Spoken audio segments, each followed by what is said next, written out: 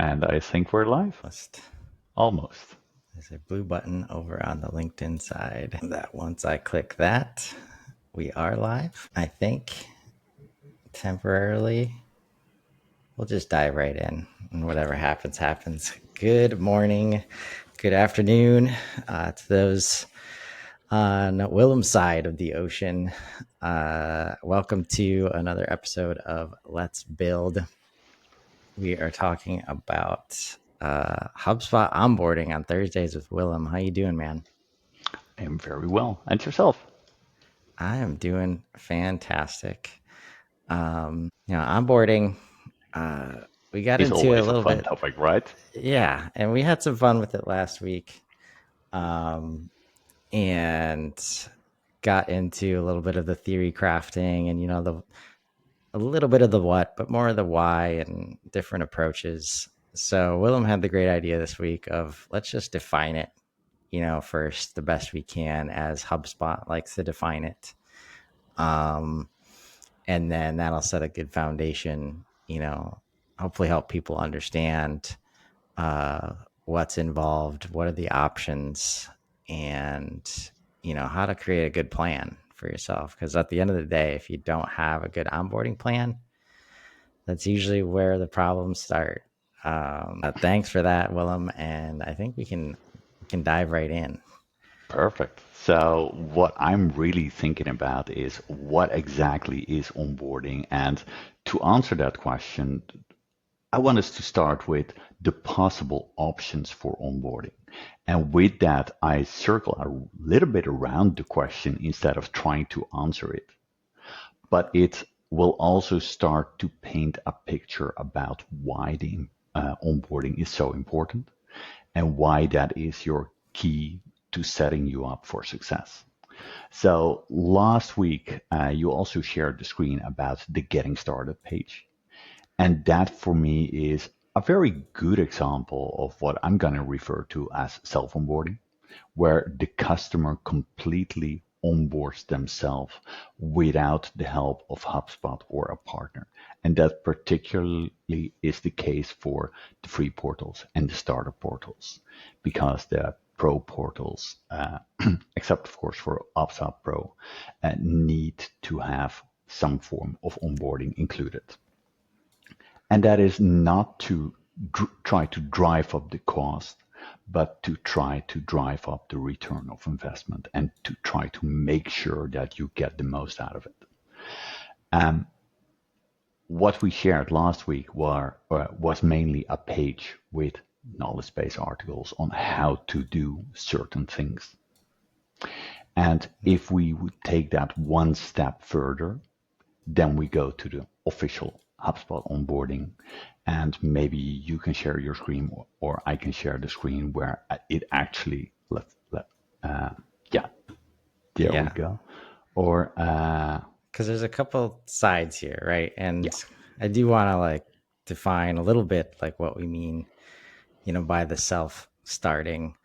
Um, Really, this should only apply to free and starter users. Usually, there's some kind of onboarding requirement to either invest in with HubSpot themselves when we're talking pro or enterprise. But also, if you come in looking for operations only, there's currently no requirement for onboarding. Um, and this is where when you're trying to figure out what HubSpot can do for you, you might sign up for one hub, get that onboarding, but then there's other things you can do. And as you journey in there, like having a page like this handy, but also there's all these guided practices like as you go in platform. And I'm in the Let's Build portal now, and I'm trying to remember uh, how do we get back to some of the guided um, in projects, you mean? in projects. Okay, I assume that this is what you mean. This is part of it. I did want to be reminded about this. Like, so we've got, I mean, again, we have a wealth, uh, of resources here, and our goal a little bit today is just define what those are, and then help you decide maybe which one could be right for you. We've got this projects tool, um, but what I'm thinking about is, you start out, if you open up a HubSpot portal and the first time you have this guide, like the user guides, Yeah. like I think there's a way to get back to Yeah, those. there is, but gosh, what was it again? Right. It's somewhere in the preferences. Okay. So if we go to settings and general, right? Get notifications. But that is a relatively new feature, and I'm not entirely sure where to actually reset that. But whenever you, for the first time, go into a function, it will try to guide you through. Right. Um, and an example, I think I can pull up an example here. If we go to data management and data model, we've got things like these setup checklists, right? These things are kind of spotted all over um, the HubSpot account, some more guided than others. But what's interesting, and this is why when I say things like it's very hard to product develop your way out of this problem, I've seen it. I see it almost every time.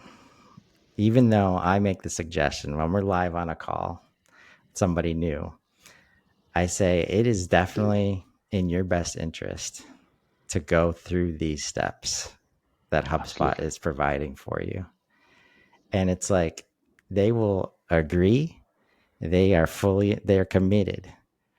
But the human condition right now with social media and like bringing in all of our, you know, baggage, let's say, from all the apps and all the tools.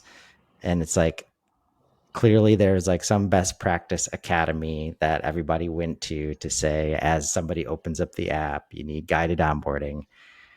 We're all used to just Xing that out like immediately and say, like, I know what I want to do. Let me just get in there and start doing stuff. And I see it happen all the time where they want to go through the steps, but it's just like it's like such a habit to just click that X and Yeah. say, I'm done with this guided.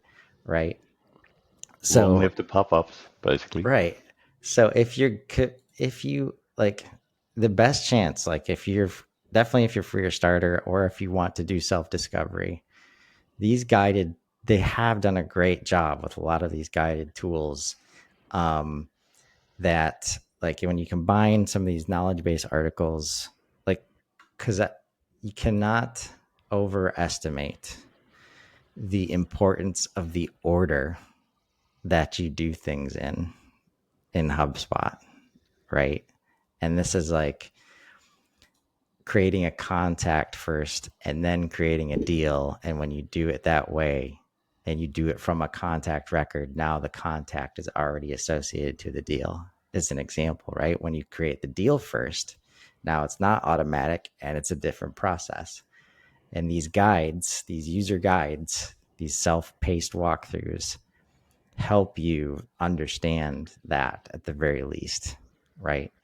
And that can go a long way in helping you understand, you know, the different tools in the platform. Exactly. So if we don't want to do it ourselves, uh, we Then have the first step HubSpot. up, or if we, of course, have a pro license, then one of the common ways is to have HubSpot help us with the onboarding. And I believe you have that page open as well. You can see that that does come, of course, at a price. And it includes a certain set of items that we will walk through. but it also includes an onboarding plan. So it really, there is a conversation like what is most important for you. And during that onboarding, that is one of the main focuses. But we should also try to touch upon everything else. And that's where you see, well, for Pro, certain topics are included and there's a price tag. And for Enterprise, there's a bit more. But there's also a deeper level of touch. Now, if we talk about, for instance, and that is where we should really wonder what is our own onboarding plan instead of just saying, ooh, I'm going to go for this. If you look, for instance, at Sales Hub, you had Kevin on the show, Chris, who talked about quotes. Yes, And great show with he Kevin Mead. he mentioned something like that the close rate went up from 14 to 27%, if I recall correctly, and it was somewhere around that amount. Now, I am going to question if everybody can get it up that much, but you can get it up a fair bit if you have a more compelling quote. If you have HubSpot onboarding, we help you do stuff, but it's not like HubSpot will do it for you. So it's guided self-onboarding. That is how I would personally describe that. And that's not how HubSpot describes this. And we should really start off with a disclaimer. The opinions of me during this episode are that of my own. But I really see this as if you are a customer who wants to do everything yourself, then guided onboarding like this may be the best way to go. Yeah, I think that's an important distinction. And the key word here, like may, like you may receive guidance on the following. That's a may because it's up to you.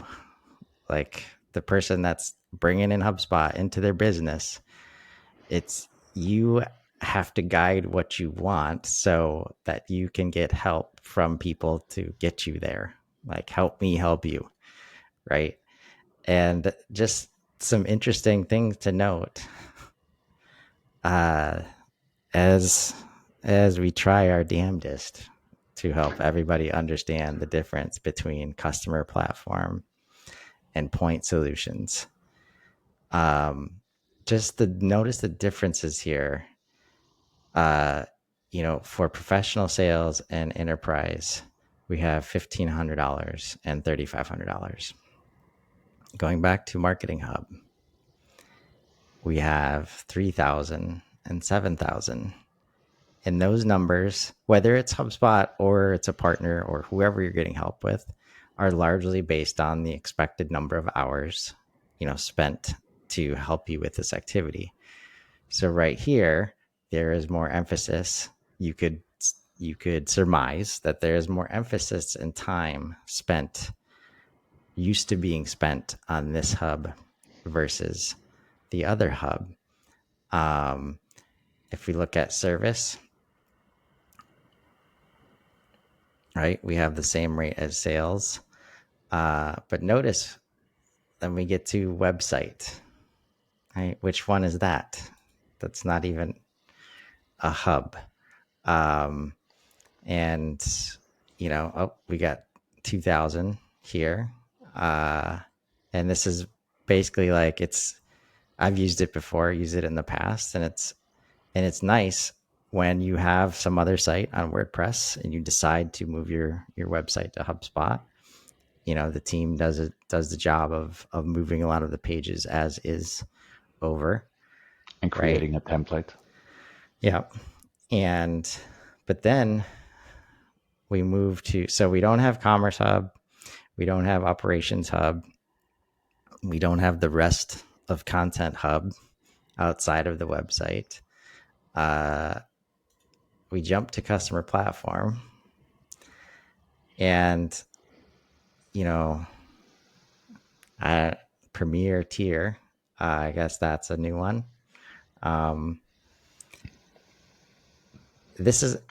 We're going to get to a point, in my opinion, where this is the most commonly used one, are invested in, because you can't even, like Marketing Hub in my mind and Sales Hub, and those are the point solutions. That's the, I need one thing, I need one department, to start being supported by HubSpot. Going to try my best to focus on that. But then in the other spots, you see things like content strategy or CRM migration, right? CRM migrations often involve multiple customer facing departments of like their data Exactly. moving. So how do you, you're doing yourself a disservice if you don't involve more people. But this has been great. Like as you showed this to me, it's more insight as to kind of the gap that we have right now and why it is a little difficult to understand what's needed if I'm a new, HubSpot customer, knowing I need to invest in onboarding, but not sure, which one's best for me. And that's also the disadvantage that if we go to a partner, because a partner is from my perspective, and I'm oversimplifying things, I am very well aware of that, but a partner is more or less do something for me, and HubSpot is do something with me and basically show me, hold my hand while I do it. And if you purchase onboarding from a partner, what actually is included? Is an onboarding of, let's say, you had 24K here open for the Premier onboarding. Is that more or less expensive than onboarding of 10K? And Yep. that really depends on how fast is your time to value and how much return of investment do you think that you can get from the product? Because you know that somebody asked George B. Thomas about what's the ROI of HubSpot, and you recall his answer likely in your hands or mine. Yes. And that really is like if you're a sales rep and I tell you, well, you know what? Now we have HubSpot. I think that I have your login here somewhere, but the quote templates are not set up. And a pipeline?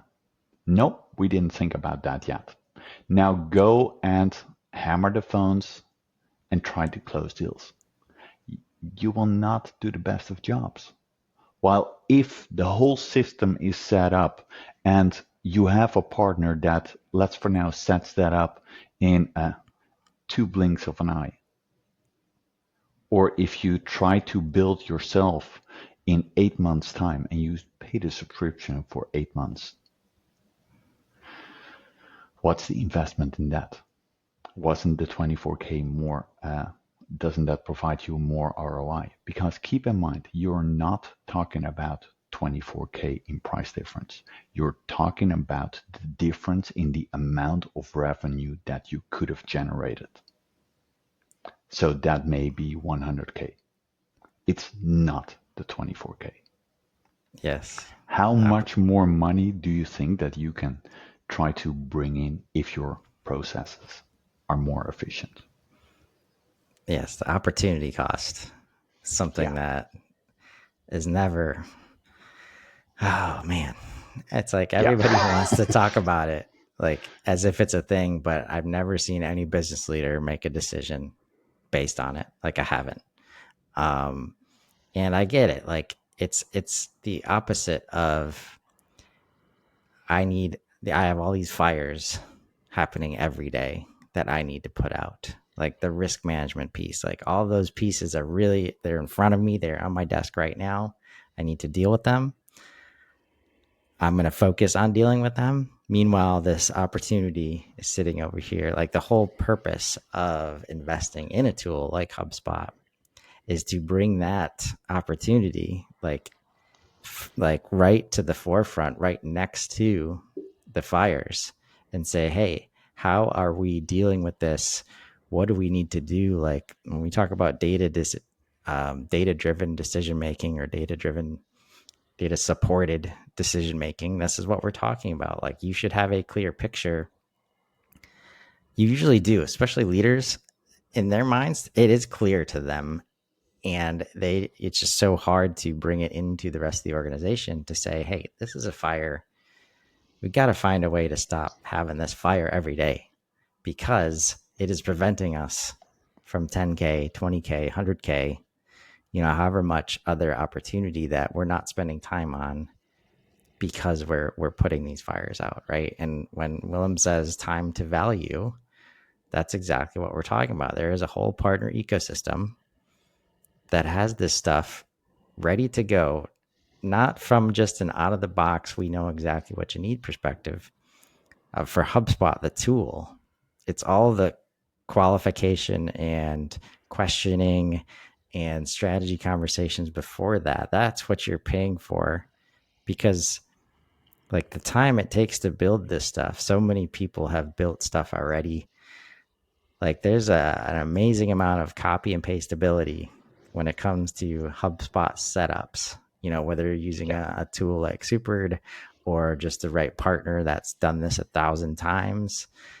That's not, you're not, should not be paying the hours for that. You're paying for the strategy. And then as soon as you understand what you want, the build can happen very quickly, right? Because you're not alone in what you're trying to accomplish with HubSpot. So many other businesses are in your shoes. And I'll just say before we jump over into, the HubSpot marketplace, an example and one of an expectation, like I was just happy to see this on this page, but this is the kind of thing like it should be on every other, of the onboarding, whether it's one hub or all of them, in my opinion, because without understanding this, and if you don't see this as a part of your onboarding plan, whichever way you're going, like you need to find a way to add it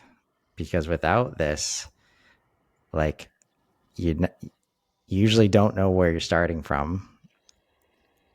You have a goal, but you have no idea how to get there. So you inherently rely on HubSpot to get there for you, and it cannot do that.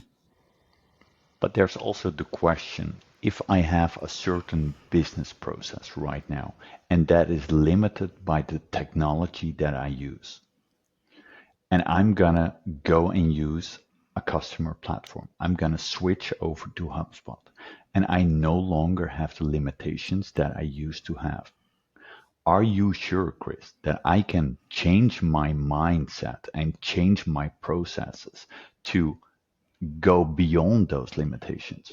Because I've seen so many times that a customer, one really quick example, I had a customer that needed HubSpot as kind of a point solution to send emails. And there were 8 situations in which they sent a distinct email. So 8 emails had to be set up. That was their entire goal. And I was looking at it and I was thinking at it from a customer perspective. And I was like, yeah, we're going to spam everybody. The customer doesn't want these emails. They want one consolidated email that will solve for 7 out of the 8 emails, and there should be 2 additional emails that they had no option of sending before. So we should have a limited amount of emails. But that is not what the customer is asking. If the customer maps out their process, if let's say you're it's your first onboarding and you take them by the hand, are you capable of actually pointing that out and telling to the customer, well, and that is the point where we get to the discussion, does the customer have a decent RevOps team that can actually make those decisions? Or should that potentially be in the onboarding? Yeah, this is a big line here, like advice on implementation and use of third-party integrations. Like this is any of these, like how is there a level that exists without that, Willem? Like, wow. Anyways, we're not gonna go too far there. Like let's the other option here. like that we've been talking about is partners, right? And all these gaps that we're talking about are intended to be solved by, the partner ecosystem, right? Exactly. So if we go to in your portal, in your HubSpot portal, you can go right up here to the marketplaces. You can see apps, templates for website, themes and modules, and then solutions directory. So this is where we come when we say solutions directory, right? You can browse partners by service. But on here, and this is where you know, uh, HubSpot has been doing a lot more of this to help you understand what needs to happen next, what's going to happen next, try to guide you, right? But even here, HubSpot CRM implementation, HubSpot onboarding. I'm not trying to overcomplicate this, but how do you know which one you need? Because no matter which tool you're using, no matter which hub you go with, if you're not using like it's not going to be a CRM goal, but the CRM is involved, right? You have to understand how that works. But let's just say, for the sake of this conversation, we say, okay, HubSpot onboarding, find HubSpot onboarding partners. 215 results. We've got almost everybody is at 4.9 stars or above. So then, of course, the next filter is like how many, which is what we're sorted on here. And you do have options as like trying to filter this down. But when you look at some of they know how to play the game a little bit here, in that you can try to filter down by industry, but there's a bunch of them that just serve every industry somehow.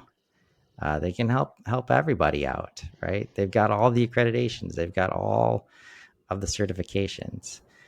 So how do you recommend, like, if I'm committed to, like, and I'm working with a growth specialist at HubSpot, ready to buy HubSpot, between the two of us, we've got to decide which partner is best for me. How do you Yeah. recommend going about that? Um, I'm gonna not include the region that I'm in right now. So keep in mind that I myself work in the Benelux, so I'm not gonna be specific for the region. I'm just gonna go a little bit more broad, and I would say, well, what exactly is the need that I have? Do I need somebody to come to the office, for instance? And there are a decent amount of companies that I work with where I honestly feel they need somebody we need boots on the ground, basically. If we don't have that, we will not get enough buy-in. We need somebody to go over and tell them the truth, basically. That's unfortunately how it sometimes is. And who will actually sit down with somebody and say, you didn't click there. I told you to click there. And that doesn't work over Zoom. We have customers that really are looking just for the strategy. I would definitely recommend a completely different partner for that. We have customers that think that a website is really important. Building a proper website in HubSpot, I'm not going to say it's overly complicated, but try to run PageSpeed and try to look at a number of partners and try to see, well, do they do a decent job? And by default, HubSpot websites are pretty fast. They are one of the fastest ones out there. So if your page speed is slow, maybe you just messed up. Do I want to work with a partner if I want a website built that has a very slow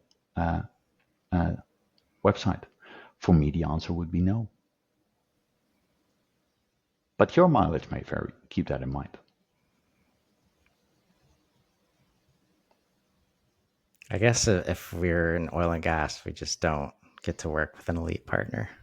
Well, I No, was tough surprised to luck. actually, I was surprised to actually find one. But this is a good example where, an elite partner that that I mean, to be Maybe fair, there's a new category and somebody forgot to click it or something like that.